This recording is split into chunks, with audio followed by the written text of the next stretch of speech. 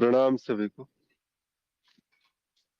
आज का जो प्रसंग, आज का जो विषय है हमारे समक्ष में, वो विषय है सृष्टि के पहले और विलय के बाद कोई संसार नहीं है। तो क्या है इस अस्तित्व में, और कुछ है तो ये आपने जाना कैसे। और इस प्रश्न में जो एक अगला प्रश्न है, अद्वैत में ये प्रकट संसार उत्पन्न कैसे हो जाता है। तो कुछ इस प्रकार की बातें हैं, इस प्रकार की बातें कही जाती हैं, और काफी स्पष्टता से काफी सारे लोगों द्वारा अलग अलग प्रकार के मत जो है वो प्रकट किए गए हैं। तो थोड़ा इस चर्चा को आगे बढ़ाते हैं। प्रणाम आत्म प्रकाश जी, बोलने की स्थिति में है प्रभु। भैया मैं थोड़ा सा 5 मिनट बाद बोलता हूँ, लिफ्ट में जा रहा हूँ, लिफ्ट से नीचे उतरने के बाद। जी चलिए ठीक, बिल्कुल बिल्कुल सही है। भीष्म जी अभी रास्ते में है क्या प्रभु?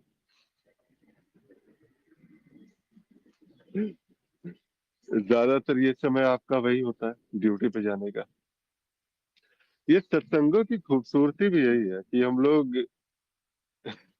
एक मौका मिलता है एक दूसरे से जुड़ने का, एक कनेक्ट होने का, चाहे संसार में कहीं भी है। और ये तकनीक तो इतनी स्पष्टता से, मतलब इतनी सहायक सी हो गई है कि हम माया में लिप्त जीव भी एक जगह एकत्रित होकर सत्संगों का रस ले पा रहे हैं, सत्संगों का आनंद ले पा रहे हैं।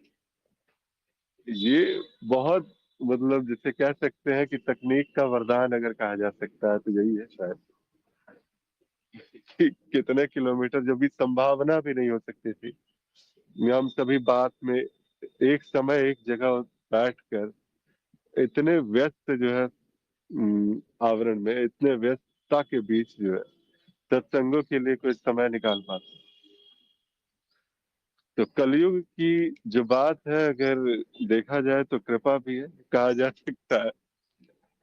काफी सारे संतों ने कहा भी है कि देखो मुझे वैसे तुम मिलने आते, और यहाँ प्रभु तुम लोग बस यूट्यूब पे मुझे देख लेते हो सीधा सीधा सामने सामने।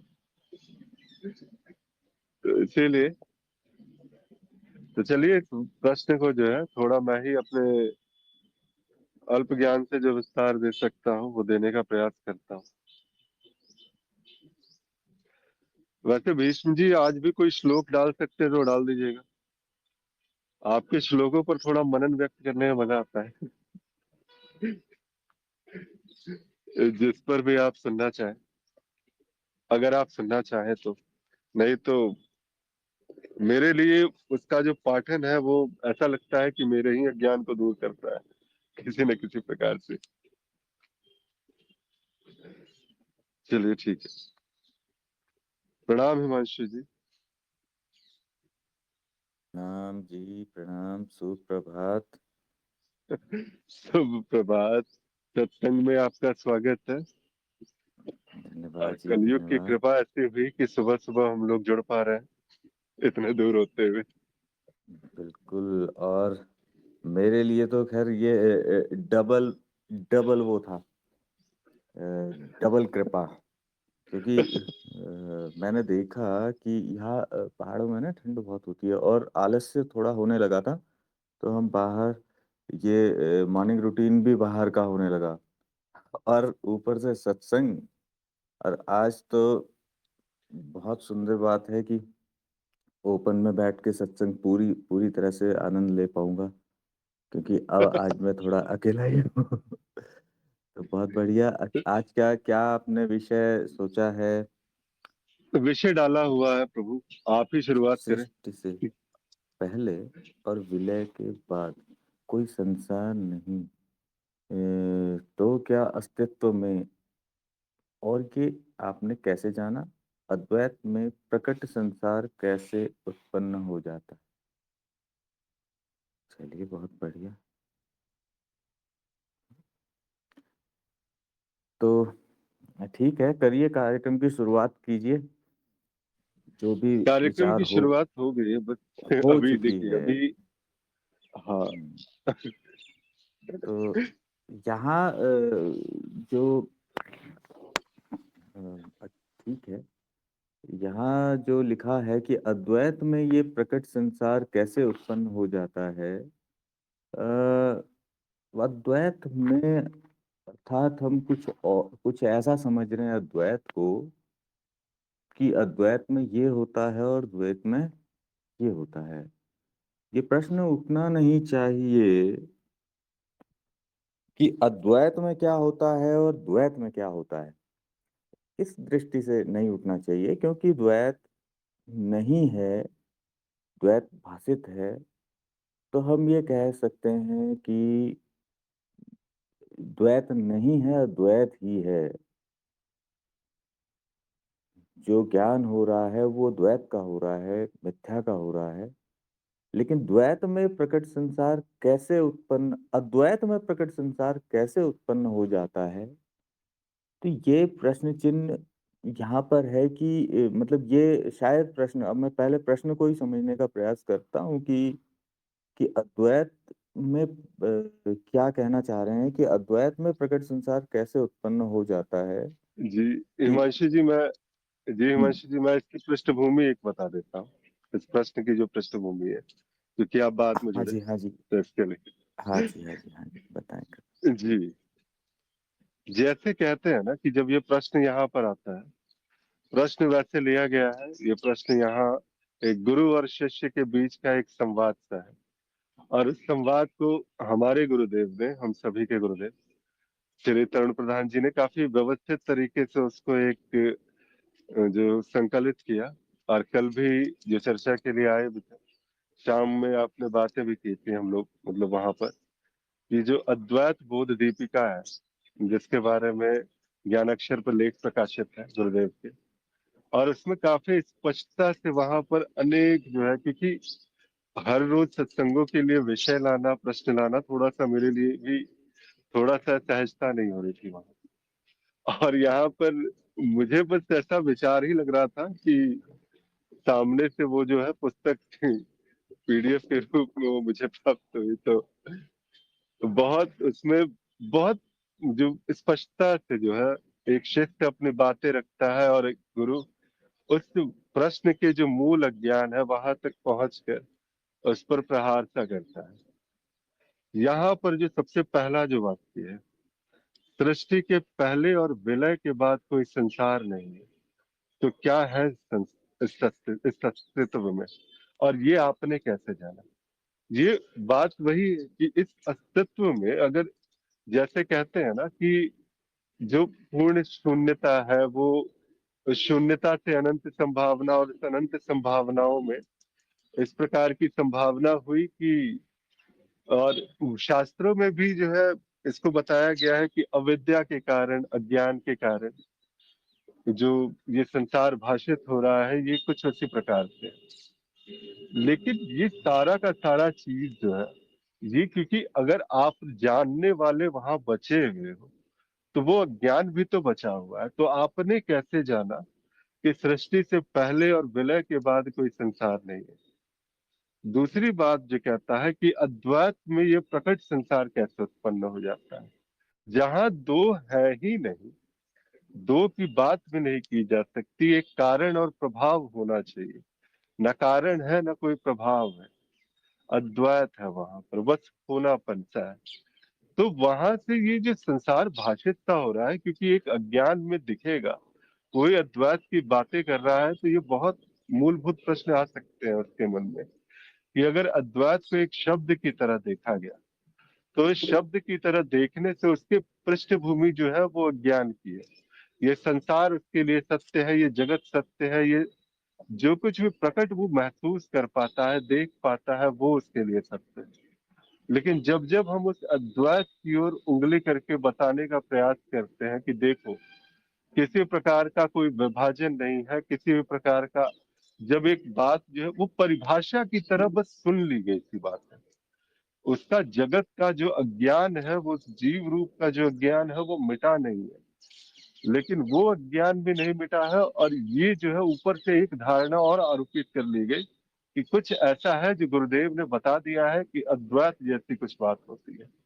कि वहां दो नहीं है। तो ये प्रश्न वहां से उठा है कि जब दो नहीं है तो फिर न कारण है न प्रभाव है, तो ये जगत कैसे दिख रहा है मुझे, आप कैसे दिख रहे हो, ये सत्संग में ये चर्चाएं कैसे हो रही है। तो शायद जो है ये प्रश्न जो है यहाँ पर जो छुपा हुआ ज्ञान है, मुझे लगता है कुछ इसी प्रकार से। जी हिमांशु जी। जी मैं ठीक है, ऐसे तो मैं कुछ नहीं समझा, पर फिर भी आपने बहुत अच्छा प्रयास किया। अ,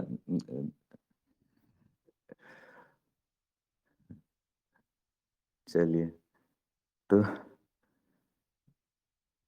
सृष्टि से पहले और विलय के बाद, जब हम ज्ञान मार्ग की बात करें, अब पूर्णतः वही यदि हम बात करते हैं जो ज्ञान मार्ग है, तो वैसे तो ये प्रश्न नहीं आएंगे, क्योंकि अब इस प्रश्न को, ये असल में प्रश्न नहीं, ये प्रश्न नहीं, ये पूरा चैप्टर है समझ लीजिए, पूरा का पूरा चैप्टर, जिसमें अनेक आपके अनेक अवधारणाओं को हमें सिद्ध करना होगा कि अवधारणाएं हैं, और ये प्रश्न ही समाप्त हो जाएगा।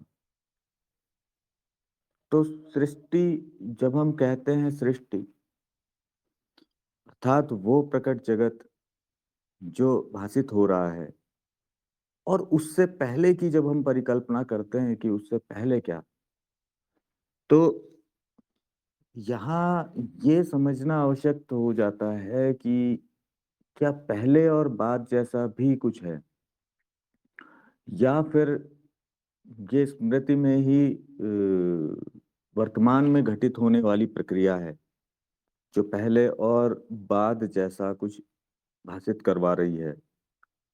तो सृष्टि से पहले और विलय के बाद कोई संसार संसार नहीं तो क्या, तो क्या है, संसार नहीं तो क्या है। तो एक प्रश्न अक्सर पूछा जाता है, और ऐसा नहीं कि ज्ञान मार्ग ही पूछते हैं, बच्चे पूछते हैं कि पहले मुर्गी या पहला अंडा।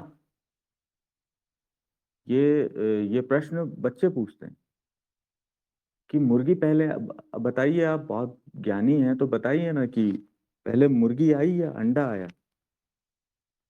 तो उसी प्रकार का ये प्रश्न है, और इसका उत्तर वही है जो मुर्गी और अंडे का उत्तर है, कि ना कोई पहले आया और ना कोई बाद में, दोनों एक साथ आए।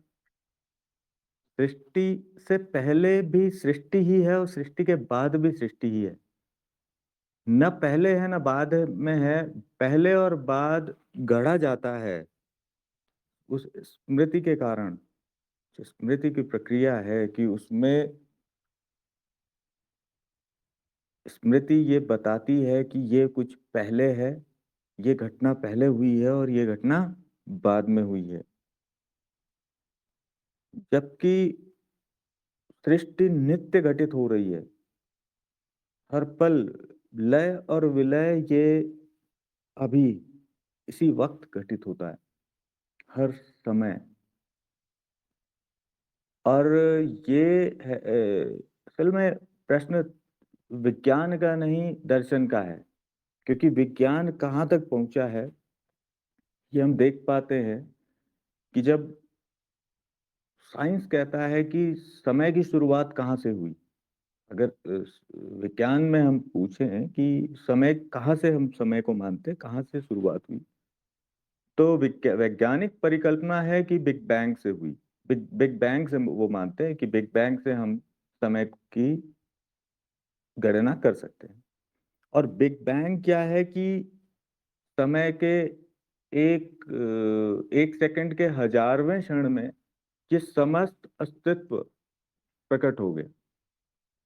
अब इसे कौन समझ सकता है, और कैसे ना इस पर प्रश्न चिन्ह लगाए कि समय के एक सेकंड के हजारवें हिस्से में ये समस्त अस्तित्व, सारी आकाश गंगाएं, समस्त पिंड, ये सब कुछ एक झटके में प्रारंभ हो गया।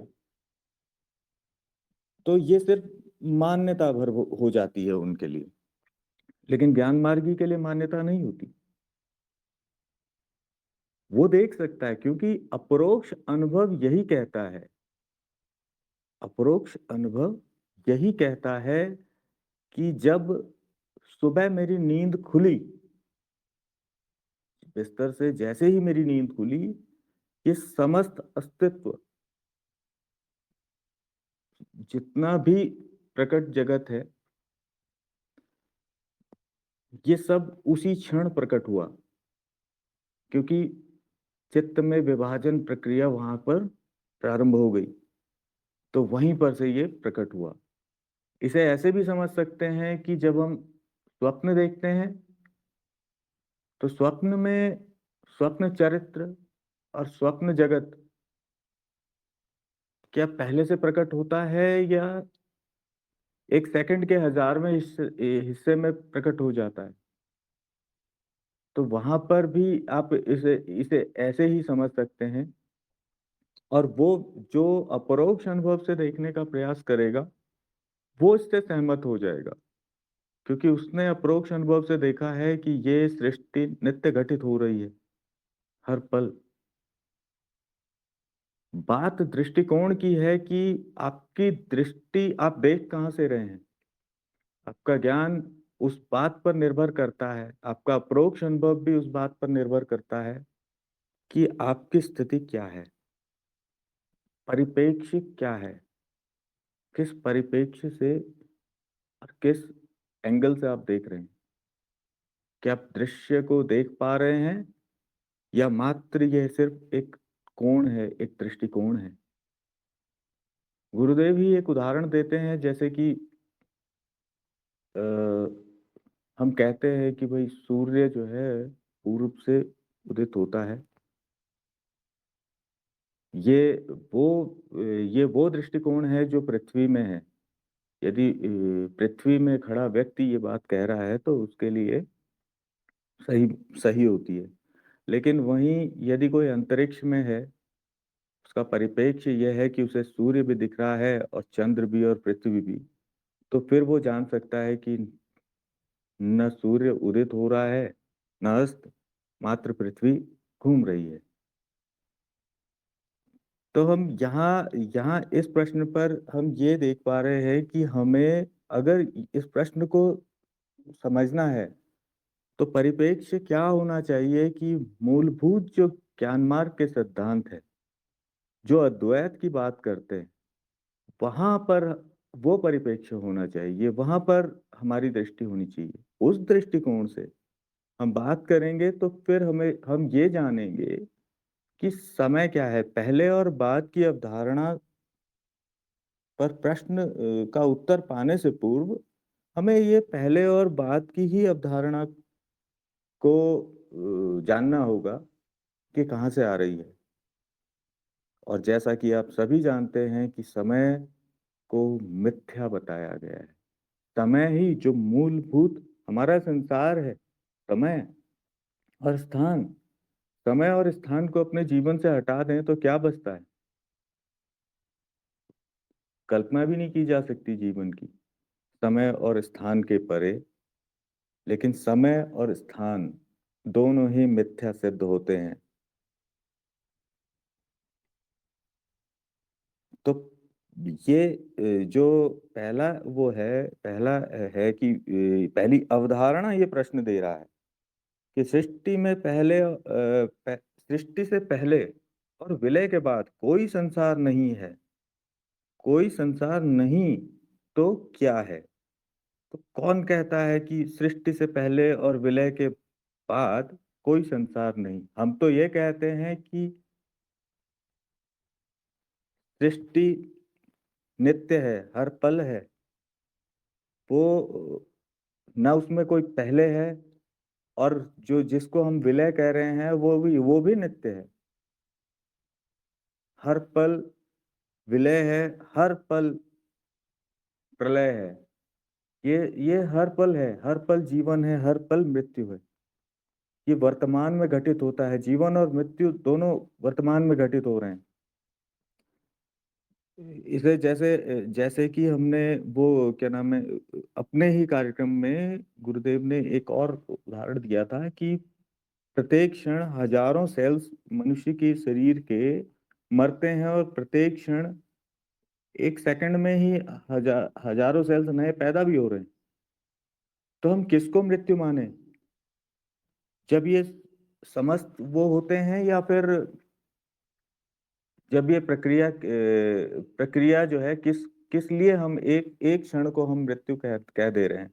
वो मृत्यु तो हर पल घटित हो रही है, वो विलय तो हर पल हो रहा है। तो सृष्टि में यही है कि जब हम ये जान पाते हैं कि वर्तमान ही है, भूत और भविष्य मात्र स्मृति है, भविष्य कल्पना है, तो फिर हम ये जान सकते हैं कि सृष्टि से ना तो सृष्टि से पहले भी सृष्टि ही है और सृष्टि के बाद भी सृष्टि ही है। लेकिन प्रश्न कह रहा है संसार में नहीं तो क्या है अस्तित्व में, और ये आपने कैसे जाना? तो इसका उत्तर पहले ही आ चुका है। कैसे जाना हमने? मैंने ये बात जो कही है मैं कहीं से पढ़ के थोड़ी बता रहा हूँ, ये तो मेरा अप्रोक्ष अनुभव है। सिर्फ इसमें वो संकेत मैंने मिला दिए हैं जो गुरुदेव से हमें प्राप्त हुए, बाकी ये तो अपरोक्ष अनुभव है। मात्र कमी है कि हम देखें तो सही, हम हमारे पास वो दृष्टि हो और वो आंखें हो तो हम देख सकते हैं अभी इसी क्षण। अब आगे आते हैं कि ये जो अगला भाग है प्रश्न का कि अद्वैत में ये प्रकट संसार कैसे उत्पन्न हो जाता है। अद्वैत में प्रकट संसार उत्पन्न हो जाता है, ये भी मतलब प्रश्न मैं यहीं पर अटक गया था कि मैं ये बताना चाहता हूँ कि ऐसा नहीं कह सकते हम कि अद्वैत में प्रकट संसार उत्पन्न हो रहा है। कैसे का प्रश्न कैसे कहाँ उठता है? प्रकट संसार, जहाँ प्रकट की बात आती है वहां क्या है? वो प्रकट जो है वो चित्त वृत्ति है, जिस कारण ये प्रकट संसार प्रतीत होता है, ये प्रतीत होता है कि प्रकट हो रहा है। अब ये कहेंगे कि चित्त असल में तो अद्वैत ही है। द्वैत किसे हम कह रहे थे, द्वैत किसे कह रहे हैं? द्वैत वहां जहां प्रकट हो रहा है वही द्वैत है। जहां अद्वैत है वहां कुछ भी प्रकट नहीं है, वहां मात्र शून्यता है। शून्यता में वो संभावना जो प्रकट हो गई है वही हमारा संसार है। और प्रकट कैसे हुई है? चित्त वृत्ति के कारण प्रकट हुई है। प्रकट होती प्रतीत होती है, हमें संसार प्रतीत होता है। ये प्रतीत होता है कि संसार है, ये प्रतीत होता है कि यहाँ कुछ ये सब ये लीला चल रही है, जबकि यहाँ तो मात्र पर्दा ही पर्दा है, कोई लीला नहीं है। लेकिन ये कहना कि अद्वैत में प्रकट संसार कैसे उत्पन्न हो जाता है, तो इसका मतलब कि अद्वैत को कुछ और माना गया है और प्रकट हो रहा है, इस बात पर जोर दिया जा रहा है कि प्रकट हो रहा है। जो प्रकट होना है वो मात्र चित्त वृत्ति है। जिस प्रकार यही प्रश्न मैं कहूं कि स्वप्न में स्वप्न जगत कैसे प्रकट हो जाता है, तो आपका उत्तर यही होगा कि कोई जगत प्रकट नहीं होता, वो चित्त वृत्ति है। जो आपको जगत स्वप्न में दिख रहा है वो मात्र भासित हो रहा है नहीं, वहां कुछ नहीं है, वहां कुछ नहीं है। तो जब है नहीं तो कैसे का प्रश्न नहीं हम कर सकते, क्योंकि है ही नहीं। हम उसे ही मिथ्या साबित कर रहे हैं कि वो हमें दिख रहा है। और क्यों? क्योंकि चित्त वृत्ति मूल में क्या है? परिवर्तन की वृत्ति है। मूल में भेद वृत्ति कार्यरत है। तो इस तरह से ये जाना जा सकता है। जी, बहुत बहुत धन्यवाद। बहुत प्रश्न का जो वही बात है कि एक प्रश्न अगर कहीं ना कहीं वहां पर वो घोर अज्ञान वाली ही जो है धरा होती है जहां से ये प्रश्न उठा होता है। और ये कितना बड़ा अज्ञान का जो एक जो आपने इंगित भी किया उसको इशारा भी किया कि जब प्रश्न हम अद्वैत की कर रहे हैं और तुरंत प्रकट और अप्रकट के रूप में विभाजित भी कर दे रहे हैं। कुछ है जो प्रकट है और कुछ है जो अप्रकट सा है, प्रकार से जी, विभाजन करके पूछने का प्रयास करते हैं। अब लेकिन देखिए, मैं ये कहूँगा कि जो प्रश्न हैं, ये ही हम पर, साधकों पर ये प्रश्न ही, ज्ञान मार्गी साधकों पर ये प्रश्न ही सबसे बड़ी कृपा है। ये प्रश्न ही है जो गुरुक्षेत्र की कृपा स्वरूप, प्रसाद स्वरूप हमें प्राप्त होते हैं, मनन के लिए, पुनः डुबकी लगाने के लिए। तो मैं एक ये नहीं कहूँगा कि ये प्रश्न जो है नहीं आना चाहिए था। मैं ये कहूँगा कि इस तरह के प्रश्न सदैव आने चाहिए। जी, धन्यवाद। जी बिल्कुल, इसी प्रकार से। और ये जो बातें हैं यहाँ पर बिल्कुल स्पष्टता से कही भी गई। प्रश्न की जो मूल अज्ञान है वहां पर प्रहार किया गया और ऐसा ही होता है सत्संगों में जब हम बातें कर रहे होते हैं, एक दूसरे से चर्चाएं कर रहे होते हैं। और यहाँ पर ये जो सत्संग है यहाँ पर बस एक जैसे साधक एक जगह इकट्ठे होकर और कुछ एक विषय चुन लेना है और उस विषय पर, क्योंकि वो कोई भी एक प्रश्न है तो वही है कि आपके भीतर का ज्ञान निकालने का वो प्रयास होता है।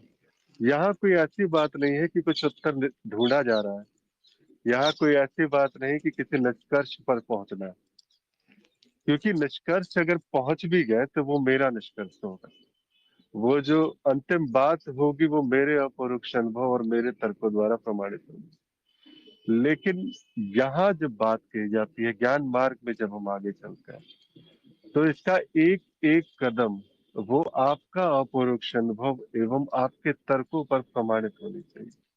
क्योंकि जब तक ऐसा नहीं होगा तब तक वो जो मूल अज्ञान है, जो बार बार जो है वो प्रकट और अप्रकट के बीच के भेद को ना जान करके भी, वो जो बार बार अद्वैत को भी प्रकट होता हुआ देख रहा है कि ये अद्वैत भी है कि किसी चमत्कार की भांति उसके सामने प्रकट सा हो जाएगा।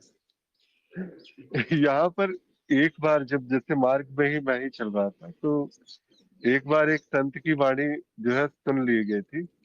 और उस संत ने ये कहा था कि अद्वैत एक ऐसा सा है कि एक स्थिति के बाद ऐसा लगा कि सब कुछ खलखला के प्रकट सा हो गया।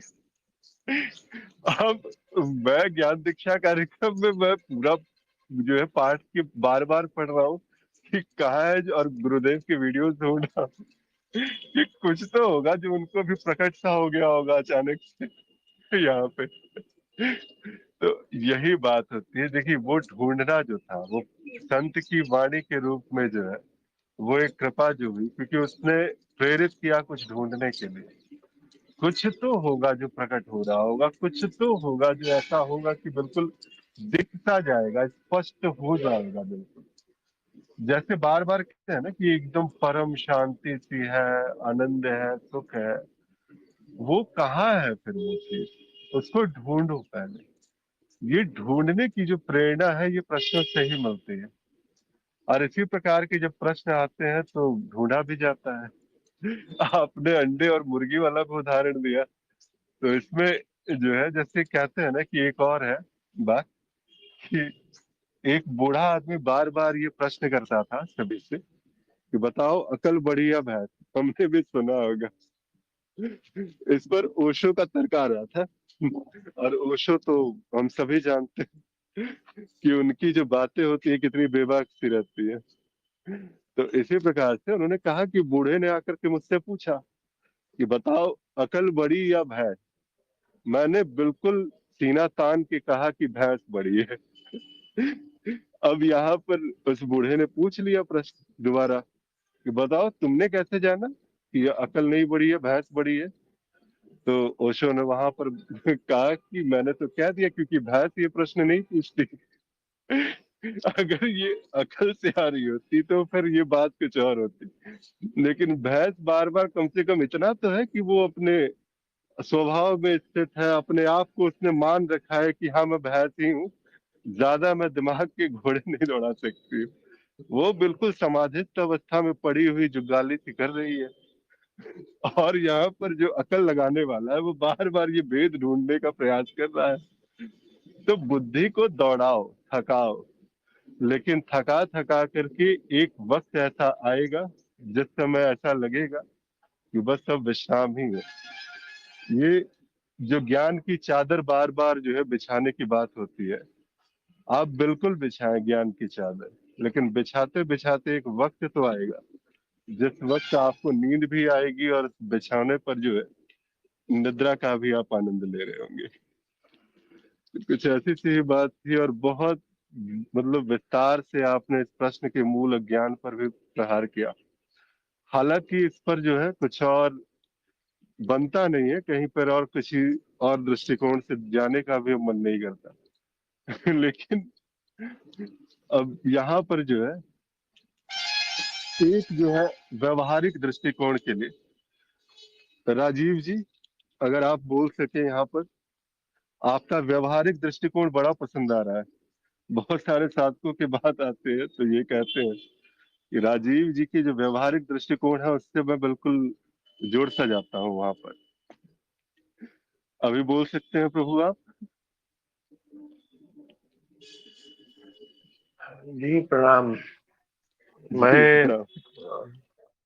सुन रहा था, बस मैं थोड़ा लेट थोड़ा उठा, अभी देखा तो बस कान में फट से लगा लिया।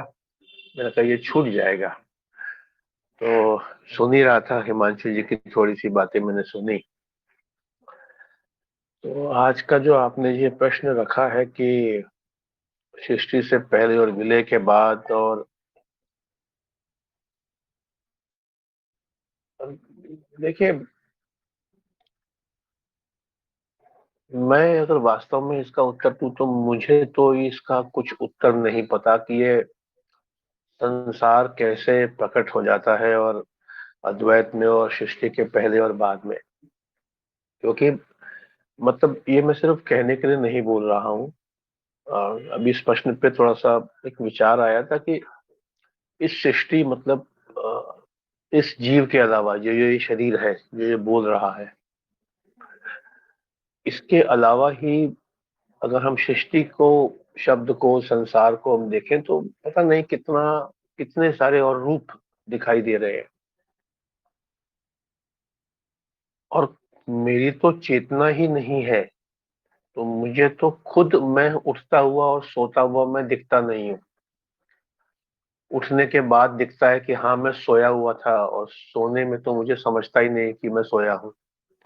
तो जब मुझे इस शरीर का जिसके साथ यहाँ पर अभी उपस्थिति है, मुझे इसके ही विलय और इसके ही प्रकट होने की मुझे चेतन अनुभव नहीं है, तो मैं संसार के संबंध में क्या विचार रखूंगा, ये कैसे उत्पन्न होता है। बहुत सारे दृष्टिकोण मतलब बौद्धिक रूप से, और जो सुन रखा है, पढ़ रखा है कि स्वप्न के भांति है, जैसे हम रात में स्वप्न देखते हैं, ले देकर हम अंततः हम उसके ऊपर, मन के ऊपर और चित्त के ऊपर पहुंच जाते हैं। तो एक एक छोटा सा दृष्टिकोण ये है कि ये जितनी भी अवधारणाएं हैं चित्त की, मन की, कुछ तो है, ये तो समझ में आता है, पर वहां तक पहुंचना बिना चेतना के तो संभव नहीं है। और जो ये अवधारणाएं हैं, इनका उपयोग जो है वो, जो अभी वर्तमान में जो जीवन में जो हमने बहुत कुछ पाल रखा है, मान्यताएं और पता नहीं क्या क्या, और जो जो जीवन हमारा देखा जाए तो प्राकृतिक रूप से नहीं चल रहा है, तो उससे थोड़ा सा पार, ये मेरा मतलब लक्ष्य है कि थोड़ा जीवन थोड़ा सा संभल जाए, संस्कार कम बने। पर हाँ, ये इस तरह के प्रश्न मन में आ जाते हैं कि कैसे आया होगा। तो मुझे तो यही लगता है कि ये जान मनुष्य बुद्धि के लिए, या यदि मनुष्य में जो चेतना है जो उस पहुंच भी जाए तो भी संभव नहीं है कि कैसे प्रकट हो गया। हाँ, अवधारणाएं बहुत सारी बन सकती हैं। तो मुझे लगता है इस तरह के प्रश्नों को मैं तो यहीं तक छोड़ देना चाहूंगा कि नहीं, मुझे नहीं पता ये संसार कैसे प्रकट हुआ या कैसे विलय हो जाता है। बस, धन्यवाद प्रभु। अरे, बहुत सुंदर आपका जो विचार है। जैसे देखिए, एक व्यवहारिक दृष्टिकोण से देखा जाए तो बिल्कुल ऐसा सही है कि जब मुझे खुद का नहीं पता कि मैं स्वप्न में कैसे अवस्थाओं का परिवर्तन हो रहा है, मैं स्वप्न में कैसे चला जाता हूँ, वहां पर ये अजीब सी स्थिति में फंस कैसे जाता हूँ। मैं सोया और सुबह सुबह जाग भी गया। उस सोते के सोते जो व्यक्ति जो था वो सुषुप्ति में गया। मैं कुछ भी नहीं जान पा रहा। अब यहाँ जब इतने बड़े बड़े इस प्रकार के जो प्रश्न जब सामने में आ जाते हैं कि संसार जो है, ये प्रकट अस्तित्व जो है, ये प्रकट कैसे मतलब जो है इस पूरे अस्तित्व में आ रहा है, ये सृष्टि कैसे प्रकट हो रही है, ये अद्वैत में जो है कोई जब दो नहीं, कोई विभाजन नहीं, तो यहाँ से कैसे आ रहा है। तो अवश्य सी बात है कि ये जो चीज है, अगर देखा जाए तो ये प्रश्न यहाँ पर जो है कि जब अंजाम तक नहीं पहुंच जाए, पहुंचने की संभावना हो, तो उसे एक खूबसूरत मोड़ दे देना चाहिए। और ये शायद आपने ऐसा ही जो है अपने दृष्टिकोण के साथ में इस प्रश्न को एक खूबसूरत का मोड़ दिया। ये एक तलाश होनी चाहिए, एक जिज्ञासा अंदर होनी चाहिए। उस जिज्ञासा पर हम आगे बढ़े और जो अज्ञान के नाश की ओर हम एक कदम आगे बढ़ा सके। बहुत बेहतरीन तरीके से अपनी बात रखी। शायद इसीलिए भी लोग जो है वो अक्सर व्यवहारिक दृष्टिकोण से, क्योंकि वो कनेक्ट कर पाते हैं जब ये सुनते हैं इस प्रकार की बातें। और जब जो कहते हैं कि अन्य जो साधकों के जब मनन आते हैं, तो ऐसा लगता है कि उसी अज्ञान पर जो है वो प्रहार सा हो गया। तो ये सत्संग यहाँ पर इसी प्रकार से ऐसी इसमें पूर्णता सी हो जाती है कि एक व्यवहारिक दृष्टिकोण के साथ उसमें जुड़ जाना, उससे ज्ञान का प्रकाशित हो जाना, और फिर अन्य वाणियों द्वारा उस पर प्रहार सा हो जाना। तो बस पूरा काम तो हो ही गया ना। यही तो है सत्संग की पूर्णता, इसकी सार्थकता। और इसी प्रकार से आगे चलते हैं। और ये भी आपकी कृपा है कि उस अज्ञान की ओर आप सूचित करवा देते हैं, दिखा देते हैं कि एक साधक अगर किस प्रकार से है तो वो किस प्रकार से वो अपने अज्ञान को देख सकता है। जी। आदिसत्य भीष्म जी, जी। हाँ, मैं कहिए। मैं कुछ कहना चाहता हूँ आपके। बिल्कुल बिल्कुल। हाँ, मैं ये जानता हूँ कि किसी भी प्रश्न के साथ कभी मैं अपने ही अप्रोक्ष अनुभव की बात करूंगा कि मैं किसी प्रश्न के साथ कभी शांति को उपलब्ध नहीं हो सकता। ये मैंने देखा। और ज्ञान मार्ग पर आने के लिए या अध्यात्म में आने के लिए अ, अनेक कारण होते हैं। जो मेरा मुख्य कारण था वो थे प्रश्न ही। और जब जैसा कि आपने बताया कि कार्यक्रम के दौरान जो है आप ये ढूंढ रहे थे कि कहीं क्या मिला है, कहीं तो कुछ होगा ऐसा कि जो प्राप्त हुआ है, जो जाना गया है, जो मिला है। तो आपने यही देखा कि मात्र मिथ्या ही जानी, यही जाना कि मिथ्या है। और मैं अपनी बात कहूं कि अ, कुछ पाने की ही इच्छा लेकर मैं यहाँ पर आया था, उन प्रश्नों के उत्तर पाने की। लेकिन प्रश्न ये मैं कह सकता था ये मैं कह सकता था कार्यक्रम के दौरान ही कि मेरे पास कोई प्रश्न नहीं बचा। और ना ही प्रश्नों की कोई संभावना बची, और ना ही कोई ऐसा उत्तर बचा कि जो नहीं दिया जा सकता है। यदि ऐसा संभव होता कि तो अवश्य ही क्योंकि मैं यही प्रार्थना करता था कि कोई तो ऐसा प्रश्न हो कि गुरुदेव से थोड़ा-सा संवाद हो जाए। ये प्रेम था कि चाहते थे कि गुरुदेव से संवाद हो, गुरुदेव से कुछ ना कुछ तो प्रश्न पूछे। लेकिन उनकी कृपा ऐसी हुई कि कोई प्रश्न शेष नहीं रहा, पूछने योग्य नहीं रहा। अब मिथ्या कैसे प्रकट हो रही है, उन्होंने ये भी उत्तर दिया है। हर चीज़ का उन्होंने उत्तर दिया, और उस उत्तर को हमारे अपरोक्ष अनुभव पर हमने देखा भी है, सत्यापित भी किया है। इसके उपरांत जब जब ये कहा जाता है अद्वैत के बारे में कि अद्वैत के लिए ज्ञान प्रसार कीजिए या किसी को बताइए, तो मेरा एक प्रश्न था गुरुदेव से कि गुरुदेव, जब मुझे ये पता चला, जब मैं कर रहा था, तो मैं तो बहुत लगभग 2 महीने 3 महीने एक विक्षिप्त अवस्था हो गई थी।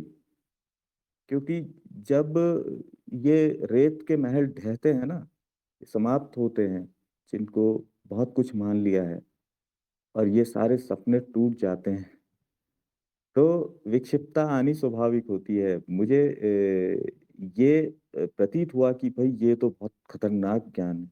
मतलब ये अच्छी चीज़ नहीं है। ये तो किसी का भी संसार जो है खत्म कर देगा। अगर ये ज्ञान किसी को हो गया कि भाई ये तो मिथ्या है और आप उसे दिखा दो, तो उसका तो जीवन जीवन का सब कुछ तहस-नहस हो जाएगा। तो गुरुदेव ने ही ये बात कही थी कि ऐसा नहीं होता है, ऐसा नहीं होता है, इतना डरने की आवश्यकता नहीं है, कुछ नहीं होगा। तुम बोलोगे कोई तुम्हारी बात नहीं मानेगा, और ज़्यादा प्रेशर करोगे तो पागलखाने पहुँचा देंगे। इसलिए बेझिझक होकर ज्ञान प्रसार करो, कुछ नहीं होता ऐसा।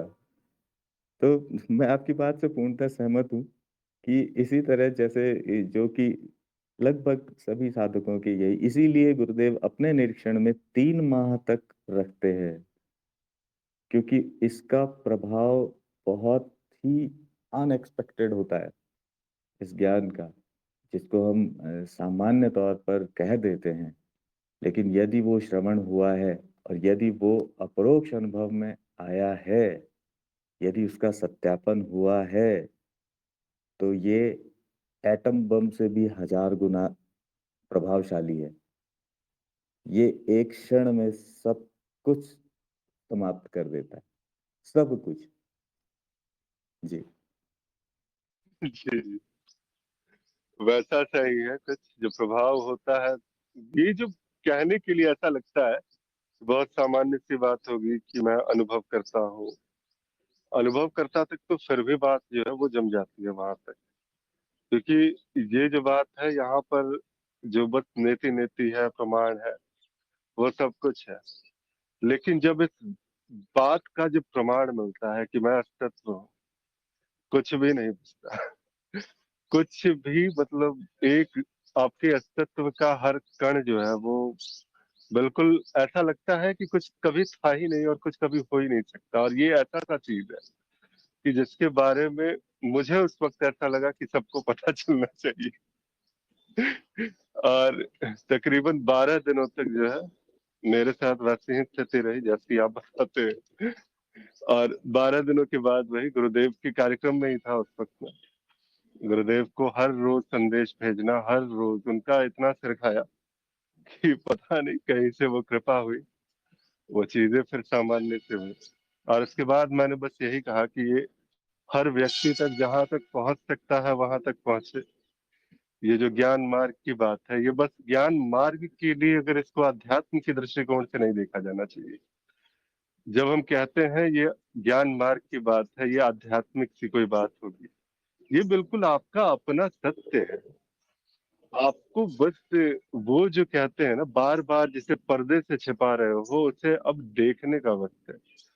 आपको अपने भीतर झांकने के लिए आना ही होगा, वो उतरना ही होगा आपको अपने भीतर।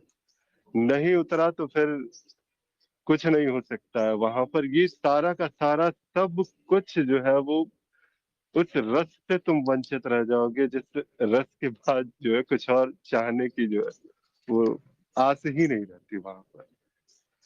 बहुत सुंदर यहाँ पर जिस प्रकार से आपने हिमांशु जी ने नेति बात कही। नेति जो आदि सत्व जी आप कह रहे हैं ना, नेति नेति, जब हम नेति नेति करते हैं और ये कहते हैं कि मैं शरीर नहीं, तो ये कहना आसान होता है। जब आपकी बाइक को बाजार में खड़ी है और यदि कोई कह दे कि ये आपकी बाइक नहीं, तो फिर आप पर क्या गुजरती है।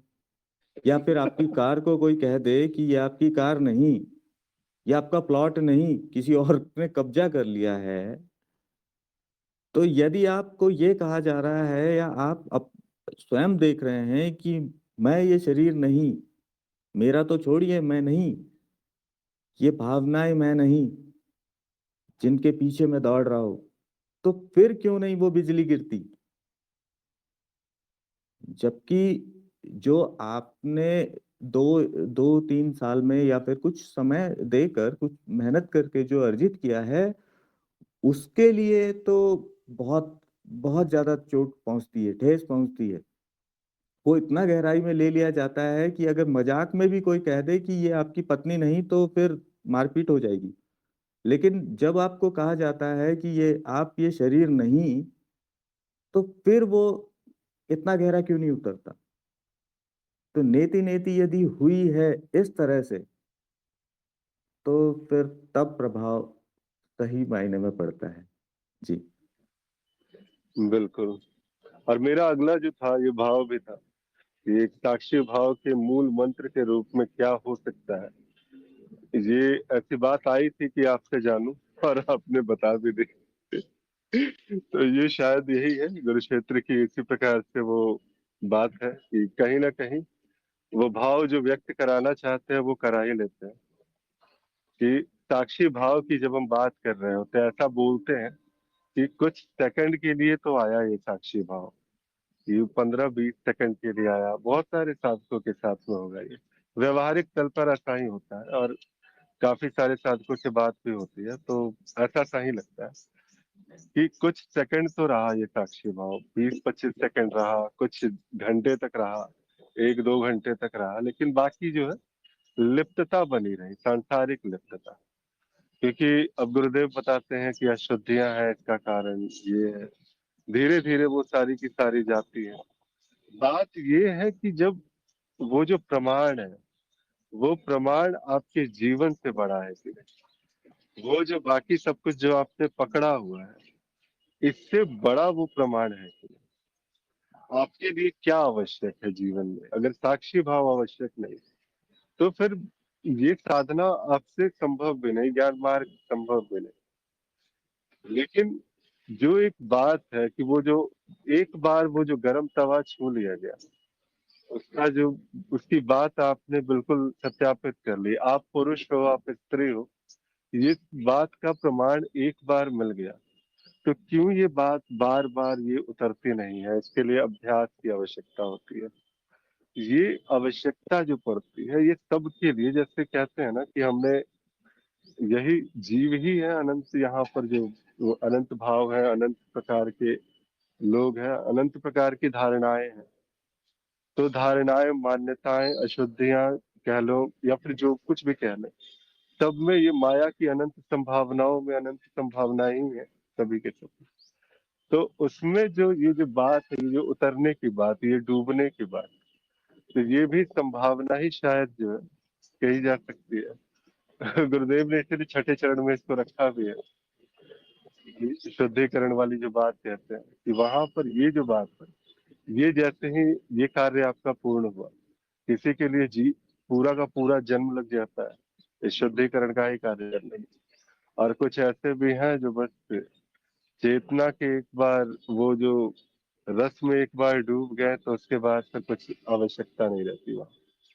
बस वो चेतना का रसामृत का रसास्वादन करना है। और उन्हें पता है कि वो जो है नीति नीति इतने गहरे तल से प्रमाणित है कि उनके लिए अब ये बात स्पष्टता से है कि मैं ये शरीर नहीं, मैं मन नहीं, मैं बुद्धि नहीं, मैं कुछ भी नहीं। और जब मैं कुछ हूं ही नहीं, तो ऐसी कौन सी शुद्धि, क्या कौन सी अशुद्धि है जो मुझे प्रभावित कर सकती है? कौन सा ऐसा शुद्धिकरण है जो मुझे शुद्ध कर सकता है? मैं तो सदा से वो हूँ जो बस इन सभी का दृष्टा मात्र है, एक पर्दा जिस पर सभी का सभी बस प्रकाशित है।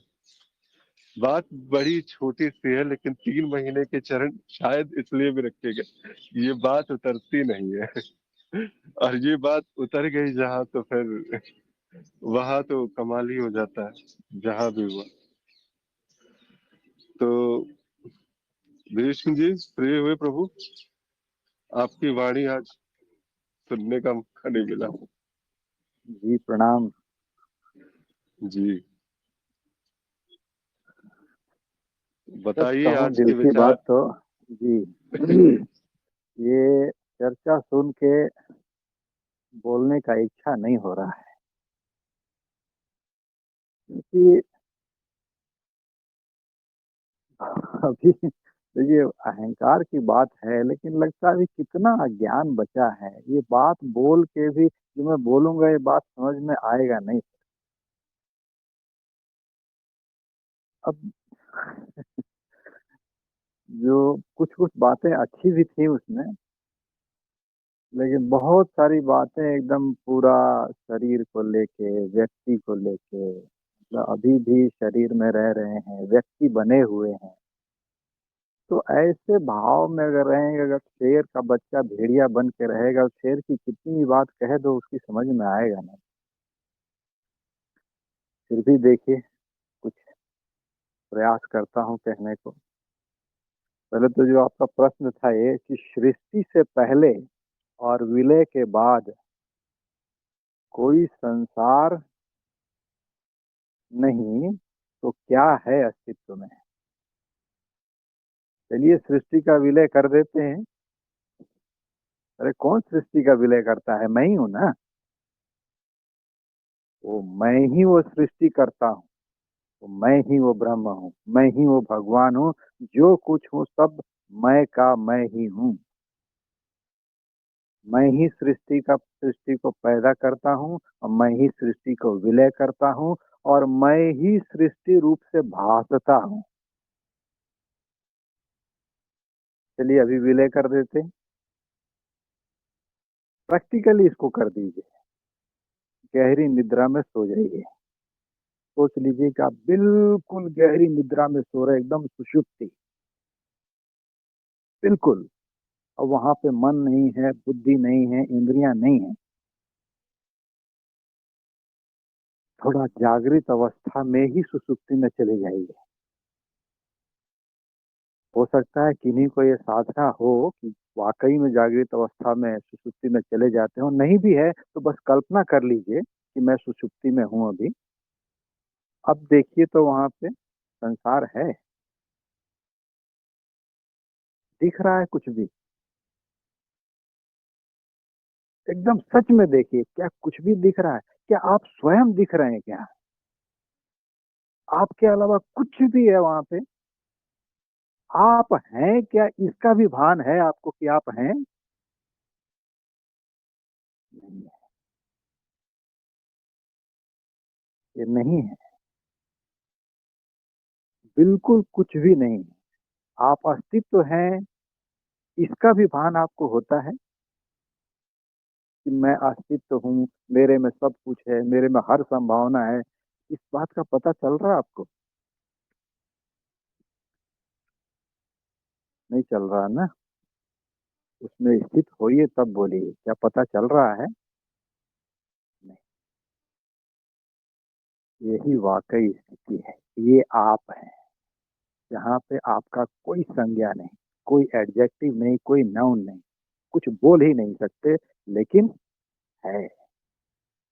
है क्या है? ये नहीं है, बस है। तो वहां पे अब ये प्रश्न कहाँ उठता है? इस सृष्टि के विलय से पहले, सृष्टि से पहले और विलय के बाद संसार नहीं है तो क्या है?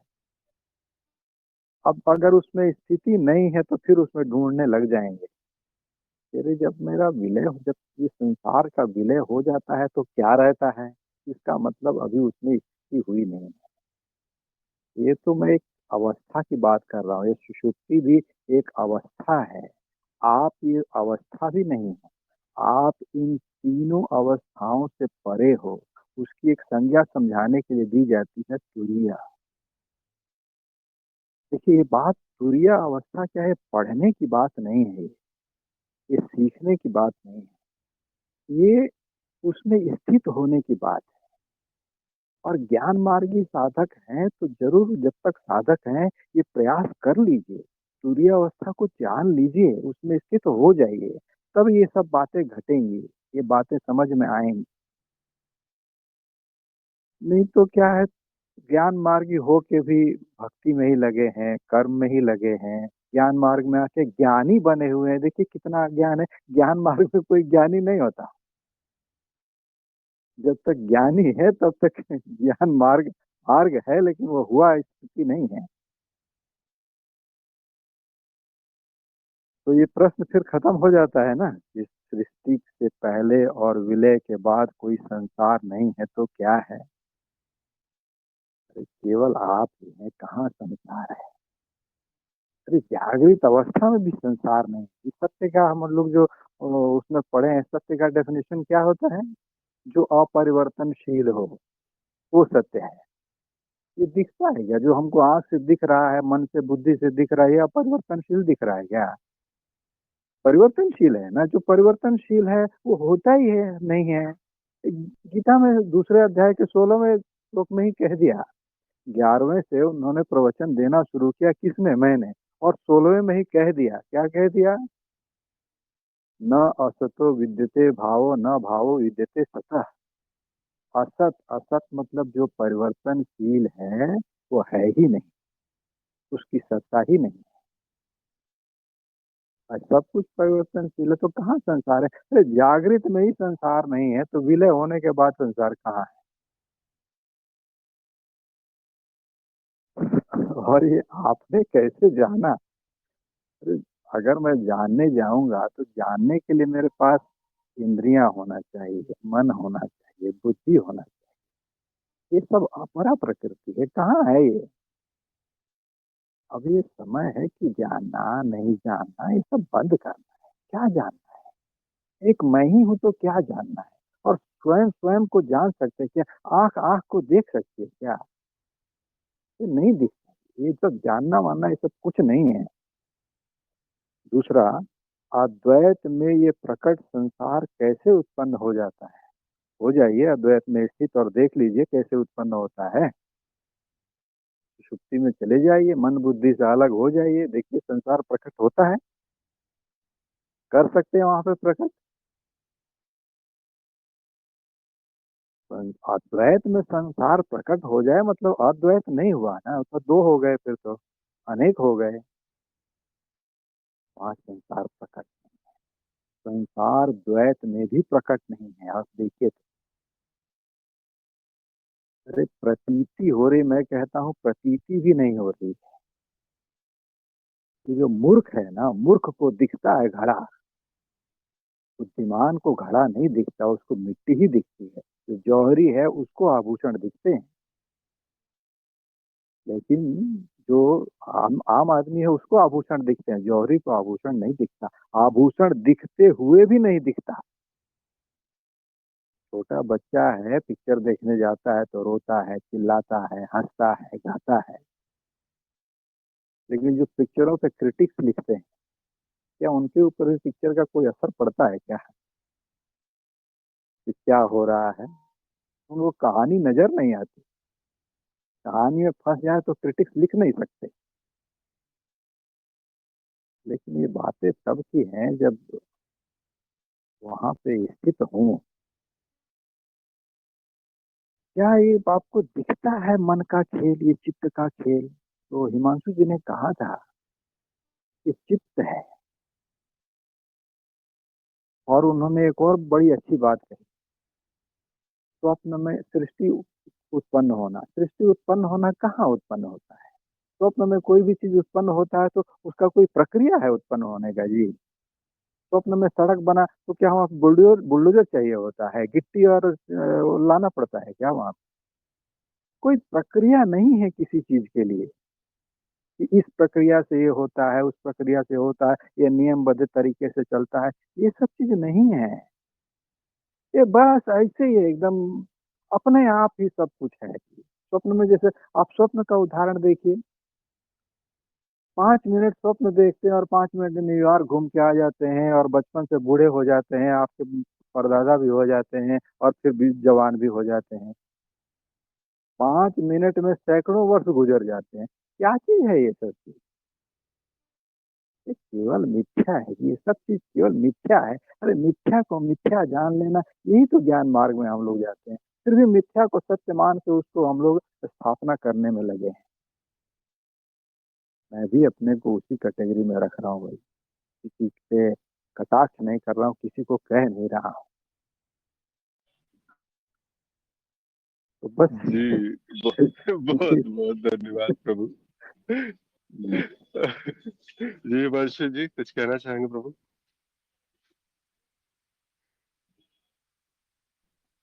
जी धन्यवाद। कुछ नहीं कहना है, इतना ही जी कहना है कि यदि यदि एक हम आपस में जैसे सहमति बना लें, क्यों ना हम ऐसी सहमति बनाएं कि यदि हमें कहीं अज्ञान दिखाई पड़े तो क्यों ना हम उसकी ओर संकेत कर दें, कृपा हो ही जाए इतनी। यदि कहीं अज्ञान या फिर कोई अशुद्धि दिखाई पड़े, हम आते ही इसीलिए हैं, इसीलिए आप सबकी कृपा चाहते हैं कि यदि कहीं पर अज्ञान दिखता है तो ज्ञान मार्गी को किस बात का कि- कौन सा ज्ञान मार्गी यहाँ पर कोई वोट बैंक की राजनीति कर रहा है? स्पष्टतः बता दें कि ये गलत है, गलत को गलत कहना गलत नहीं है। तो बहुत बहुत धन्यवाद आप सभी का। जी जी बहुत अच्छी बात है। वैसे ये जो बात यहाँ पे कही जी गई ये प्रकाश जी, बिल्कुल। हम्म, आपका समय तो हो गया है, तो यही विषय पहले कर लेंगे। अगर और किसी को बोलना होगा तो कल मैं थोड़ा बोल ठीक लूंगी है। इसके बारे में, हाँ बिल्कुल शुरुआत में कर लूंगा मैं। क्योंकि आपको जाना होगा ना आपके रूटीन में। जी बिल्कुल, तो इसलिए कल कर लेंगे इसको, प्रारंभ में ही ले लेंगे इस विषय को। ठीक जी ठीक। जी अब यहाँ पर जो है वैसे जो बातें कही गई वो अलग अलग दृष्टिकोणों से आई, अलग अलग प्रकार से बताया गया। वस्तुतः ये जो चीज है ना ये वही है कि स्तरों की मिलावट, कि एक साधक जब आगे बढ़ता है तो वो किस स्तर से इस प्रश्न को देखने का प्रयास कर रहा है वो पहले उसके लिए स्पष्ट होना चाहिए।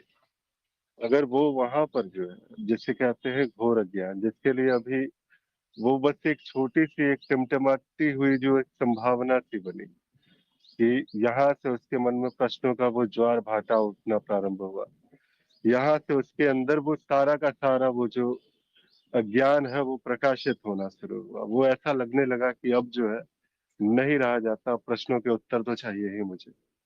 तो वहां से प्रश्न देखा जाए तो ये प्रश्न सर्वथा मिथ्या सा लगता है कि क्या फर्क पड़ता है, मैं तो अपने स्वप्न सुषुप्ति जागृति को नहीं जान पा रहा।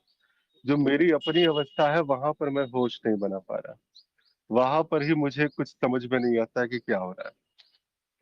तो फिर वहां से भी बिल्कुल उस प्रकार से कनेक्ट करके उसको प्रकाशित करके और एक प्रारंभ होता है, एक यात्रा की शुरुआत होती है। और सबसे आखिर में जैसे कहते हैं ना, जैसे विष्णु जी ने भी बातें कही यहाँ पर कि विशेषतः जब यहाँ पर जो बात होती है कि स्थिति की बात, कि जब सब कुछ शांत है, शून्य है, बस है लेकिन वहां कहने वाला नहीं, कुछ इस प्रकार की बात होती है। तो वहां पर क्या सृजन, क्या ठीक है, अगर वो एक संभावना के रूप में देखा जा रहा है तो कर लो उसको, अस्तित्व की अनंत संभावना, प्रकट भी एक संभावना थी, अप्रकट भी एक मतलब जो प्रकट का जो विलय हो रहा है वो भी एक संभावना था। तो कुछ वैसा सा ही है सृजन, विलय और इसकी जो बातें हैं, बस बातें कहने के लिए फिर यहाँ पर फिर बहुत कुछ कहा जा सकता है। लेकिन अगर हम अपनी ही स्थिति को देखते हैं तो ये सारी की सारी चर्चाएं, ये सारा का सारा बात, ये जब साक्षी भाव की बात होती है तो वही तो है। क्या यहाँ पर कहने वाला कोई ऐसा है जो आपको वास्तव में बातें कही जा रही है? वो बस एक, जैसे कहते हैं ना कि एक प्रश्न एक तरंग की भांति उस मौन में समाहित हुआ, उस मौन से एक तरंग निकली जिसे उत्तर समझा गया और फिर से वो उत्तर उसी मौन में समाहित हुआ। लेकिन यहाँ पर न प्रश्न के साथ जुड़ाव है, न उत्तर के साथ जुड़ाव है। जो कुछ भी है बस एक बहाव सा है और उस बहाव के साथ बहा जा रहा है। ये कोई बनाने की बात नहीं कि नाक भाव सिकोड़ करके बिल्कुल आप बैठ जाए और मैं ब्रह्म हूँ इसकी मान्यता में डूब जाए। ये प्रमाण की बात है।